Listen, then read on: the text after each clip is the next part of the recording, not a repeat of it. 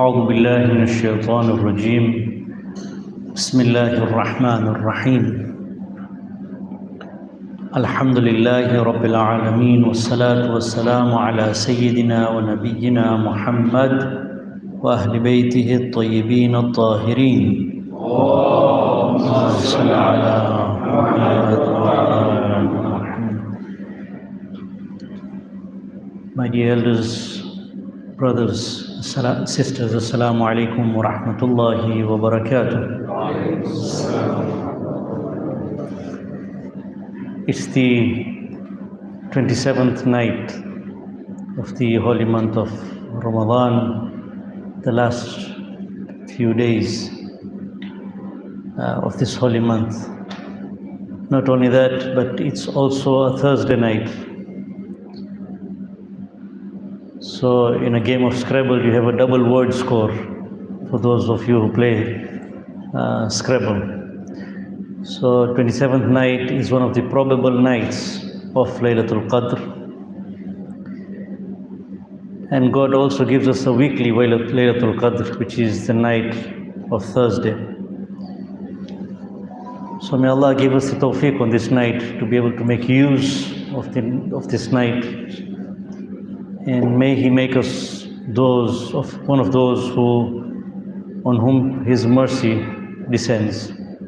وَاجْعَلْنِي مَرْحُومًا وَلَا تَجْعَلْنِي مَحْرُومًا or مَحْرُومِينَ. Before we go ahead with the topic of discussion, there was a small bit of news this week. Most of you might have heard it. If not, then I will just share it with you, and you might have ignored it. It was in the news group. So it was the passing away of the wife of Ayatollah Jawade Amuli. He is one of the top scholars in Qom, and we owe him so much.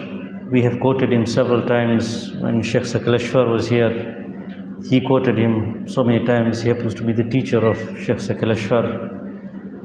So his wife, Hajiya Sakina Ruhi, passed away in the nights of Qadr, 21st night or 23rd night.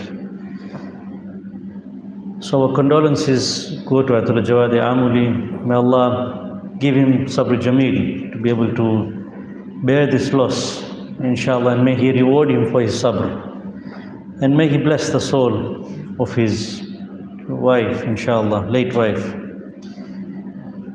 But there's a lesson in this for us. Ayatollah Jawade Amuli, I heard it from one of the top students in Qom. And he said he was once asked by one of his students that what is the secret of your spiritual level or your spiritual status? What is the secret? How did you reach the stage that you've reached? So scholars are usually very humble and they always deny it. It's not what you think.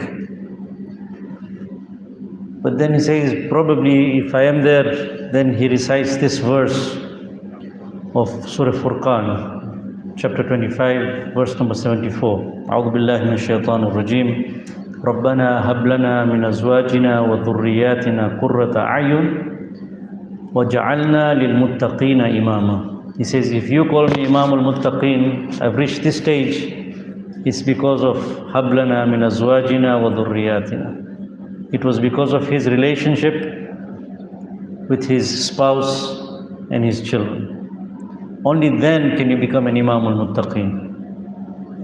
So his wife has passed away, and she was the secret, according to him, of his status. So everything starts at home. Our dealing with our spouses, with our children at home, that's where the spiritual journey begins, up to the level whereby we reach the stage of Imamul Muttaqin. So this was an advice that he shared with his students. So something that we should keep in mind for this week. So the topic of discussion was this verse of Surah Ankabut, chapter 29, verse number 41. Why Surah Ankabut? Naturally, Surah Ankabut was a surah that we recited a few days back. I highly recommended to recite this surah on the nights of Qadr, along with Surah Rum and Surah Dukhan. And it's not only a ritual. Definitely, when it's been recommended, that means there are a lot of lessons in it for us. Because the new year, the spiritual new year, according to the scholars, starts in Laylatul Qadr. So according to the scholars, and I heard Sheikh Sakaleshwar also saying at this time, that it's not that you ascend on the night of Qadr. No, it's your efforts for the whole year that are rewarded on the night of Qadr. So if you've made an effort the whole year, on the night of Qadr you ascend. So that's where they put in their efforts. So Laylatul Qadr is the beginning of the new spiritual year, and it lays out, you have to lay out your plan as to what you're going to do for the spiritual year. You implement it, and come the next Laylatul Qadr, you will ascend. So it's full of lessons. But this particular verse number 41, أعوذ بالله من الشيطان الرجيم مثل الذين اتخذوا من دون الله أولياء كمثل العنكبوت اتخذت بيتا وإن أوهن البيوت لبيت العنكبوت لو كانوا يعلمون. The example of those who take allies other than Allah is like that of a spider who takes a home. And indeed, the weakest of homes is the home of the spider, if they only knew. So there's a lot that can be discussed on this verse. Luckily, I found this article on Academia. Academia is a website whereby researchers write research papers and they present it, and they put it on this website. So plenty of papers on various subjects can be found on this website. I was introduced to this website by Sheikh Shamili, Abbas Shamili, who was here. He constantly keeps on posting his research papers on this website, and very interesting. So this was one paper that I found on this website. It's by S. Abdul Rahman. And coincidentally, he's written about the parable of the spider in the Holy Quran. So in detail, he's tried to open up this verse, because this is the only place where Ankabut has been mentioned. And this is what gives the name to the surah.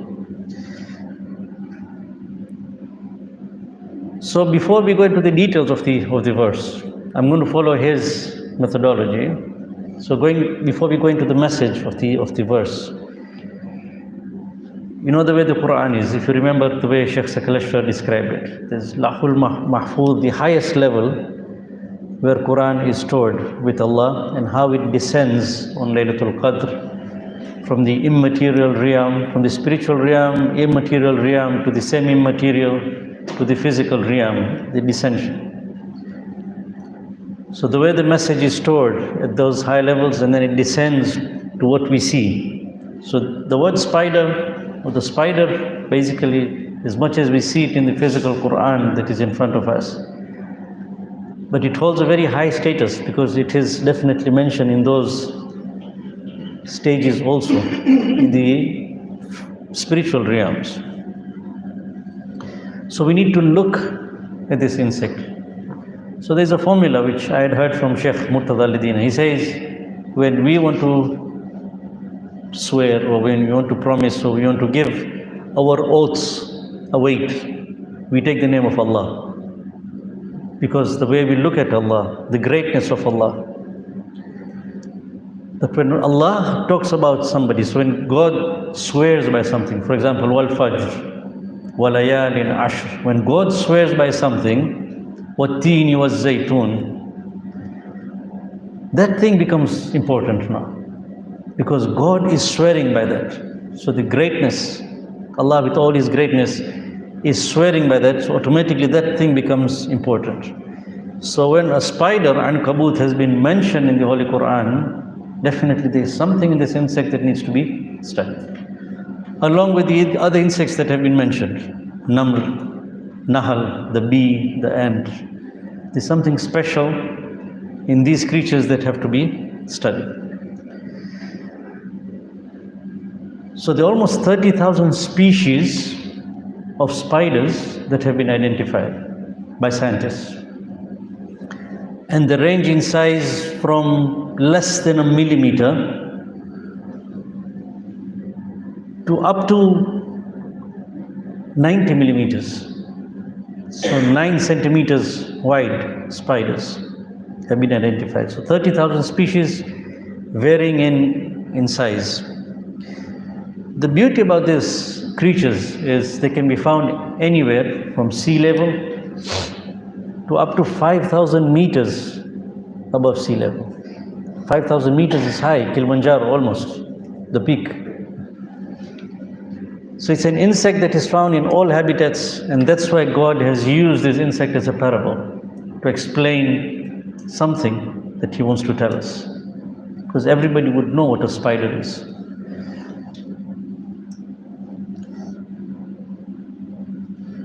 So the beauty about this spider is the speciality about a spider is, of course, the web. It is this protein that is produced from its abdomen. So there are 3 pairs of projections. They're called spinners, and you can see them right behind me. This is the abdomen of a spider, and they have those projections with holes, and this is what releases a protein. And that protein, the moment it comes into contact with air, it solidifies. And that's how the web is formed. So I wanted to watch this video, and then we'll continue. Let's hope it plays well.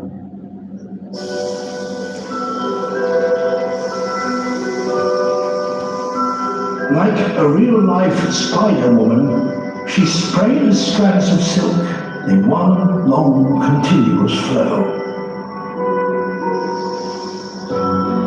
The threads fan out like a sail and drift on air currents blowing across the water. Every few seconds, she crimps the strands together to stop them spreading too widely. The breeze will do the rest, blowing the threads into a single line and a 25-meter bridge. Now she must reinforce her bridge because her web will hang from it.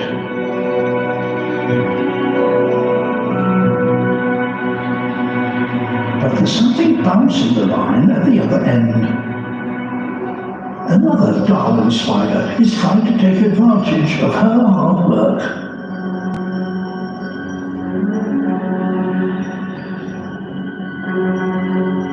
She must deal with the intruder head-on. The cut line is an inconvenience, but no more than that. With hooks on the tips of each leg, she gathers in the thread.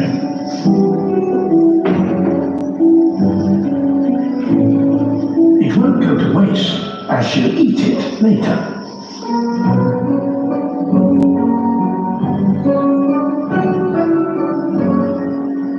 When it's all reeled in, she sprays again. Out streams another 25-meter bridging line.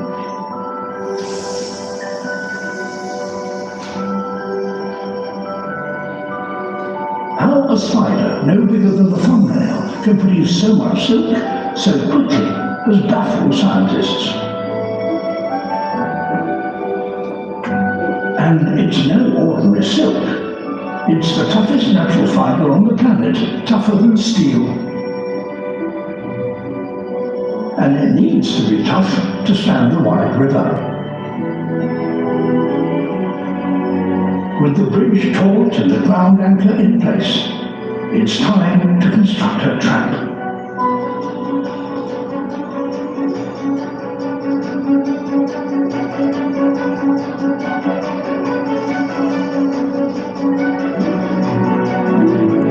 These spiders can build the world's largest makes orb webs up to 2 meters wide. A few hours from the first spread of bridging line, the job is done.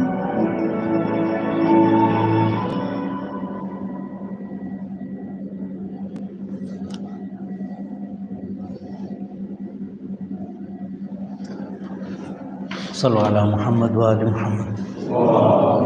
صلوا على محمد. So just to summarize this video, it is a Darwin spider, and you can see from those spinners, it releases silk, that protein which solidifies, and it just throws it into the air and lets the air take it 25 meters across the river up to the tree on the other side. So it forms a bridge, and then it builds its web. So in this research paper, the word used is Ankabut. He goes into the root word of Ankabut and how different Arabic dialects have this word and where did it come from. We don't want to go into those details. But he says most likely it's feminine singular. And there's a significance. So we have to keep in mind that Quran was revealed 1400 years back. At that time, there were no facilities to verify whether this is a male spider or a female spider. But actually, it's always the female spider that builds the web. They are the ones who have the capacity to build the web. So Quran, right from that time, verified this. So it talks about the female spider, which builds its house. So the male comes in at the time of mating, but usually it's a solitary animal or an insect. So unlike the bees and the ants who live in colonies, spiders live on their own. They are solitary, and that's why the feminine singular in Quran. But it's weak.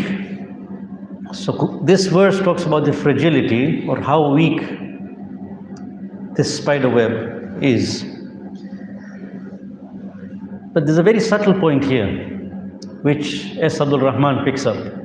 He says, when the verse talks about the Baytul Ankabut, it talks about the Bayt, the house of the Ankabut, which is weak, not the silk. The components of the web are very strong, and as you heard in the video, it is called biosteel. It's the strongest biological material. It's harder than steel. So if you were to put steel into that thickness of a spider web, so it is thinner than a human hair, a spider web. If you were to put steel into that thickness, it would be no match to a spider web. Spider web is stronger than steel, and it can be stretched 5 times its length before it breaks. So you can pull a spider web, a single string, 5 times its length before it really snaps. So it's one of the strongest biomaterials ever known. But the web, the bait, is weak, and not the silk. So it's a very subtle point.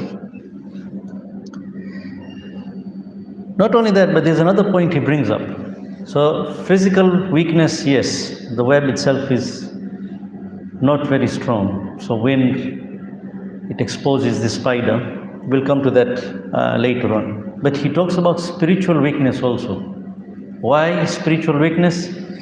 He says it's a house, the Bayt al-Ankabut is a house which does not have any love or kindness in it. The pillars of any home is love and kindness. A spider lives on its own. Whenever it needs to mate, it brings in the male. After mating, it kills the male. So the male is killed, or it leaves the nest. Sometimes some species, they lay the eggs and then the female dies. So the spider young ones, when they hatch, there's no parent around. They start fighting with each other for survival. They kill each other, and a few remain. And the one that remains, the strongest, builds a web. So it's a house that is filled with violence, and there is no love or kindness in this Baytul Ankabut. So he says it's a house devoid of spirituality also. So not only is it physically weak, spiritually also it's weak. As we mentioned the verse, وَجَعَلْنَا لِلْمُتَّقِينَ إِمَامًا رَبَّنَا هَبْ لَنَا مِنْ أَزْوَاجِنَا وَذُرِّيَّاتِنَا. Spirituality starts at home. A house that is devoid of spirituality is weak. So that's another lesson that we get to learn from this. There's another research platform where I got this. They say 6 surprising facts about the spider. Number 1, when we look at a spider web, we feel that it's been randomly woven. We say no, they have a specific design. So when the spider is building its web, it is doing it according to a plan. And in fact, there are some spiders who even decorate their spider web. So they're not doing it randomly, but they're working to a plan. Number 1. Number 2, we feel that when a spider builds a web, it does it in a place whereby it can trap insects. So insects could be flying there, and what happens is it's like a net, so they come and get stuck. They say no, this is not true. They say spider webs don't intercept prey, but they attract them. So the web is built in such a way, not with the intention of trapping, but attracting the prey. Of course, when the prey is attracted, it gets trapped. Number 2. Number 3, it's shiny for a reason. If you saw in this video, when the sun rays fall on it, it reflects UV light. And as you know, UV light also attracts insects. So the material is such that it has an ability to reflect light, so it attracts insects. Number 3. Number 4, spiders are very sneaky. They believe a lot in camouflage. So they are also hunted upon by other predators. So sometimes they leave exoskeletons on the web just to camouflage, and they hide somewhere else. Number 4. Number 5, if you see the size of the web, this one was 25 meters long. So they always think big. Spiders always think big. Yes, small flies get trapped in their web, but those small flies are not enough for the spider. What it needs is a big catch, and that's why they build the web really big, hoping that one big insect will come and get trapped, not the small flies. So it's not designed for the small flies, but it's designed for the bigger ones. And lastly, researchers tell us that they modify their web on a daily basis.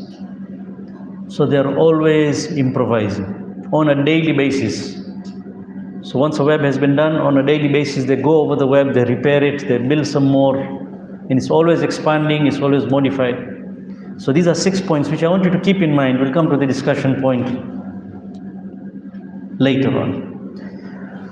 So having studied the spider now, about this beauty of Allah, this creation of Allah, and the specialities of the spider. Now let's come to the verse. So you go through all the commentaries, and the message is unanimous. So Aghapuya's and Mir Ahmad Ali's Quran, there is another commentary, the enlightening commentary of the Holy Quran, which you can get on alislam.org. I couldn't get hold of Al-Mizan because Ankabut has not been translated yet. So the project is ongoing, but Surah Ankabut, it's there in Farsi or Arabic, but the English version is not out. So I couldn't see what Allama Tabatabai has said about this verse. But Abdul Rahman has also quoted some Sunni Mufassirin, and he's also given a commentary. But the message is very clear. He says any house that is built on earth by any creature, it's with the sole purpose of protecting itself. So it will usually be 3-dimensional. It will have walls, it will have a ceiling, to protect it from the rain, from the sun, from the wind. This is one bayt, this is one house which is totally exposed. It has built a house for itself, but it's totally exposed. Exposed to the wind, exposed to the rain, exposed to the sun. And the thing is, it thinks of itself as the strongest home. When it builds that home, the spider thinks that this is the strongest home I've built, the best home. Not realizing that it's the weakest of homes, exposed totally to the environment. وَإِنَّ أَوْهَنَ الْبُيُوتِ لَبَيْتُ الْعَنْكَبُوتِ. So this is a parable, a mithal that God gives. But before this verse, as we recited Surah Ankabut, it talks about Fir'aun, Haman, Qarun, the Qawm of Lut, Ahl Madian, Ad, Thamud. All these people are mentioned before this verse. And all of them had taken something as a source of comfort for themselves other than Allah. So Qarun, his wealth. Fir'aun, power. Ahl Madian, the people of Shu'aib, their business mastery, cheating in business, taking that as a protection, as their protection. Qawm Lut, their desires. Other than Allah, they took that as a protection. Ad and Thamud, technology. So the ayah says, anything that you take other than Allah is like Baytul Ankabut. And Aghapuya mentions very rightly here. He says that a spider web, however it may have been designed, but a finger of a human, if you just pass a finger, it's enough to destroy it. He says, similarly, we humans build an empire other than Allah, something that does not have taqwa in it. We build a house thinking that it's very strong. It could be a business empire, it could be power, it could be our own intelligence, technology. But we don't realize that the finger of Allah is enough to come and destroy it, just the way a spider web is destroyed. So we always have to keep this in mind. And this example can be extended to the human body also. So the human body is the home for the soul. And we have a lot of confidence on this body.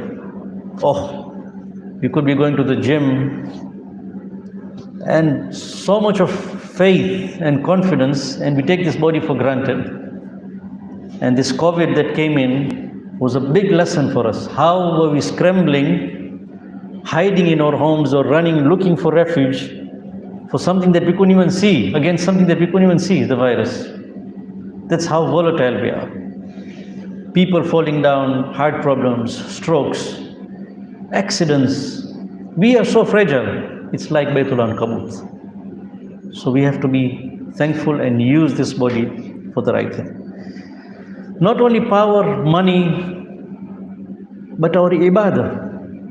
Our ibadah also, sometimes we have so much confidence on our acts of worship that, we stayed up in the nights of Qadr and recited this many Qur'ans, and we've done this much of ibadah, and we have fasted the whole month, and we've given this much of charity. We have so much faith in our ibadah, and we build a home. We build a house for ourselves in Jannah. But the example is of Iblis.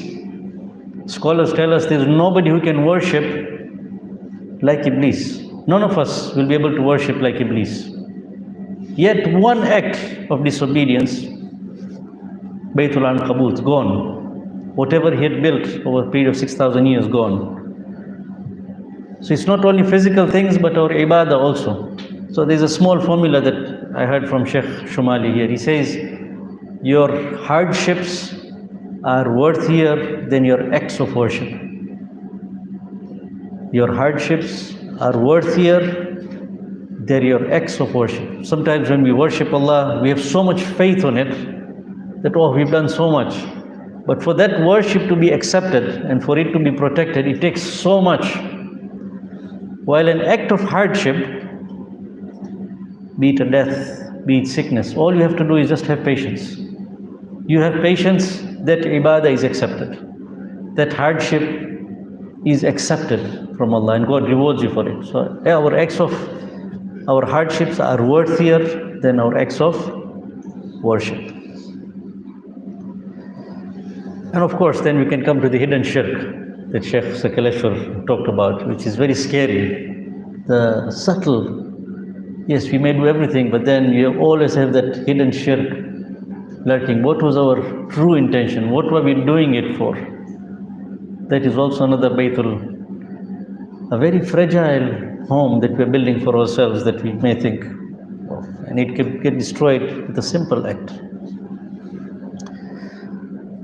So this is as far as this verse is concerned. So I think we've got enough lessons as to how fragile we are, how fragile our ibadah or the blessings that Allah gives us. So we have to have taqwa, God mindfulness, always keep God ahead, incorporate Allah in everything that we do, keep Him ahead to stabilize this home. Anything other than Allah, be it the institution of marriage, be it our homes, be it our business, be it our education, is a Baytul Ankabut. Very, very fragile. If you give it to Allah, it will be as strong. It's the hardest thing you can think of. But what really motivated me to take up this example is this next video. I think I'll need some help. Next video? Sorry? 2 minutes. So I want you to watch this video carefully. This is what really motivated me to take up this topic.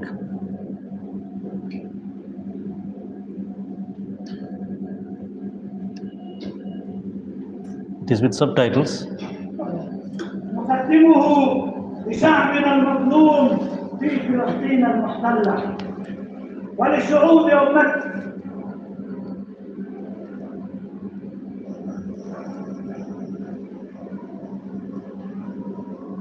I want you to watch this video carefully. هذا النصر نقدمه لشعبنا المظلوم في فلسطين المحتلة ولشعوب أمتنا العربية والإسلامية. ومن هنا بالبنت جبيل المحررة أخاطب شعب فلسطين المظلوم المعذب المضطهد.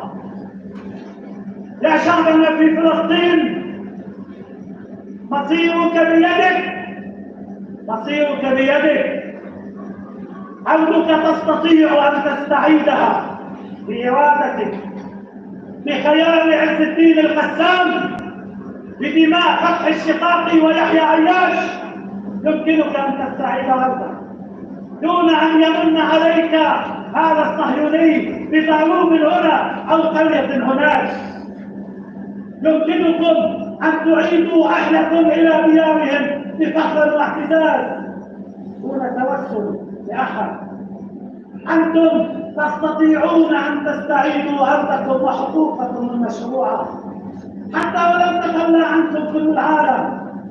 دعوا هذه الأدلة والحجج جانبا.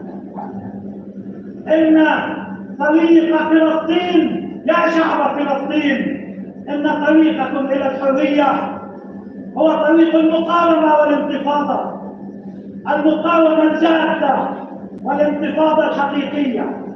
ليس الانتفاضة في إطار أوسلو، وليس الانتفاضة في خدمة المفاوض المتنازل في ستوكهولم. الانتفاضة والمقاومة الذي لا ترضى إلا بالحق كامل، كما في لبنان كل لبنان يرفض أن يبقى جزء بسيط من أرضه تحت الاحتلال. هذا النموذج اللبناني الراقي نقدمه لشعبنا في فلسطين. نعم، أنتم الفلسطينيون المظلومون، أنتم الفلسطينيون العزل، أنتم الفلسطينيون المحاصرون. يمكنكم أن تفرضوا على الغزاة الصهاينة أن يعودوا من حيث أتوا، فليذهب الفلاشة إلى أثيوبيا. أنا أعرف يسعد أثيوبيا بما حدث فيه. فليعد اليهود الروس، فليعد اليهود الروس إلى روسيا. على كل الخيار عندكم والنموذج ماثل أمام أعينكم. المقاومة الصادقة والجادة يمكنها أن تصنع لكم فجر الحرية يا إخواننا وأحبائنا وأعزائنا في فلسطين. أقول لكم يا شعبنا في فلسطين إن إسرائيل هذه التي تملك أسلحة نووية وأقوى سلاح جو في المنطقة والله هي أوهن من بيت العنكبوت، والله هي أوهن من بيت العنكبوت. لكن إذا كنتم تريدون الاعتماد على الاتحاد السوفيتي كما كان في السابق لن تصلوا إلى نتيجة. إذا كنتم تنتظرون المجتمع الدولي لن تصلوا إلى نتيجة. إذا كنتم تراهنون على المعادلات لن تصلوا إلى نتيجة. لكن يا شعب فلسطين إن تنصروا الله ينصركم ويثبت أقدامكم يا شعب فلسطين، وإن ينصركم الله فلا غالب لكم. لشعوبنا العربية والإسلامية، أيها الأمة العربية، يا عالمنا العربي والإسلامي، الخزي والهزيمة والذل والهرب من الماضي. هذا الانتصار يؤسس لحقبة تاريخية جديدة ويقفل الباب على حقبة تاريخية ماضية. دعوا اليأس جانبا وتسلحوا بالعمل، دعوا الوهن جانبا واشحذوا الهمم والعزائم. إنني اليوم باسم كل الشهداء في لبنان، باسم كل المظلومين في لبنان، أطالب الحكومات العربية بالحد الأدنى أن توقف التقطيع مع إسرائيل، أن تقطع علاقاتها بإسرائيل، أن تفرض موقفها وقرارها على إسرائيل. وأطالب الشعوب العربية أن تقف إلى جانب فلسطين وشعب فلسطين وترفض أي شكل من أشكال التقطيع مع هذا العدو. إسرائيل الكبرى هزمتها المقاومة، وإسرائيل العظمى تحسمها المقاومة، وأحد أشكالها المهمة مقاومة التقطيع. صلوا على محمد وآل محمد. If you notice, he uses the same Quranic verse. He refers to Israel as Baytul Ankabut. It may have the best nuclear power, may have the best air force, but this man is using the Quranic example. And if you notice, he uses Wallah. It's not a light word. He's a scholar. Wallah, Wallah, he says. And this comes from the yaqeen that he has. So it's not ilmul yaqeen, it's not aynul yaqeen, it's haqqul yaqeen. He has gone through the path of resistance himself. He's made the Israelis feel the defeat. He's defeated them. And he says, this is the model that I'm placing before you now. Wallah comes from haqqul yaqeen. He is sure, based on this verse, that if you have faith in Allah, then nothing will stand on your way. However strong they may look, it's a Baytul Ankabut. It can be brought down. And these Arab powers were trying to hold on to Israel. It's a Baytul Ankabut on its own, and then these Arabs were trying to hold on to the Baytul Ankabut, or I should say maybe they are trapped in this spider web. Is it that they are holding on to the spider web, or they are the insects who have been trapped in this spider web? To me it looks like they've been trapped. Over the years it was all modified, and now they've reached a stage whereby they can't go back. It's a total trap.